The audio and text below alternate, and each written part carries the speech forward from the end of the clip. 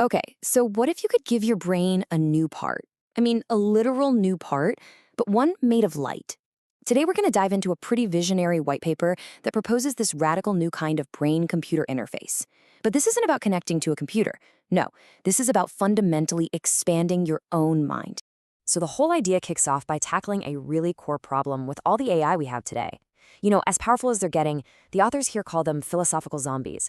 They can perfectly mimic talking, reasoning, even being creative, but they don't have any genuine intent. There's nothing going on inside. They're just incredibly sophisticated parrots, not conscious agents. And this leads us to what the paper calls the agency paradox. It's a great way to put it. On one hand, you've got us, biological beings. We have real intent, real agency. But we are stuck with this incredibly slow I/O, typing on a keyboard, talking. On the other hand, you have AI, which has this near instant computation, but with zero real intent behind it all. So the big question is, how do you bridge that gap? Well, the proposed solution isn't just a faster wire to an external computer.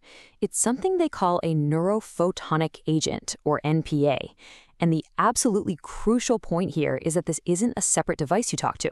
The goal is to build a biocompatible extension that becomes a physical, functional part of the brain itself. Okay, so how on earth does this even work? The journey of a single thought through this device. It starts with this brilliant solution to the brain's biggest problem for any kind of interface. It's just incredibly noisy. So the very first job of the NPA is to act as a gate, listening only for signals that are fired with genuine intent. So take a look at this diagram. You can think of this chemoperovskite thing as a kind of bouncer at a club, but for your thoughts. It literally stands between your biological brain up top and the optical processor down below.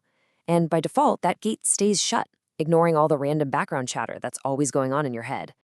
So how does this bouncer know when to open the gate? Well, it's this really elegant chemical cascade. When you have a focused, intentional thought, your neurons release a chemical called glutamate. An enzyme built into the device grabs that and converts it into hydrogen peroxide. That peroxide then dopes the perovskite layer, which basically flips a switch from off to on. Boom. The gate opens, your thought's electrical signal passes through, and it's instantly converted into a single photon of light. Only a truly intentional thought gets past the velvet rope. So that single photon is now the messenger. It's carrying your intent. So where does it go? It goes into the computational core of the device. A brain made of crystal. The photon enters this, a 3D printed crystalline matrix. Now, you got to understand, this is not a computer in any traditional sense. There's no CPU, no transistors, none of that. The crystal is the processor. As the photon, your question, travels through all these complex internal layers, its light is bent and split and interfered with. And that physical process of diffraction is a massive computation. The pattern of light that emerges on the other side, that's the answer. And just how fast does this computation happen? Get this, about 10 femtoseconds. That is the time it takes for light to travel through that tiny crystal. It's not just fast, it's computation at the literal speed of light. And here's maybe the most revolutionary part. The computation itself uses zero energy. Zilch. It's just light passing through a crystal. This completely sidesteps the massive heat and power problems we have with traditional silicon chips, which is, absolutely critical for any device you'd want to embed in a living brain. This crystal is also just incredibly dense. Unlike a flat 2D computer chip, it uses its entire 3D volume to store and process information.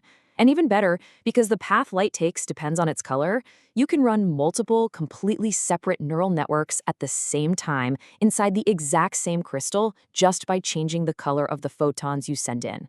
It's true multitasking at a physical level. All right, so a question has been asked with intent, and the crystal has computed an answer at the speed of light. Now for the final, absolutely crucial step. How is that answer delivered back to your consciousness? The focused beam of light, the answer, exits the crystal and hits a receiver.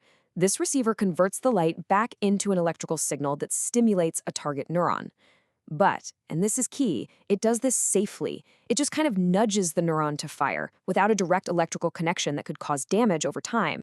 And here is the really profound implication of all this.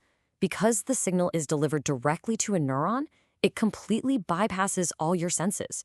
You don't see or hear the answer, you experience it as your own thought. A sudden realization, a flash of insight, a memory that feels like it came from you.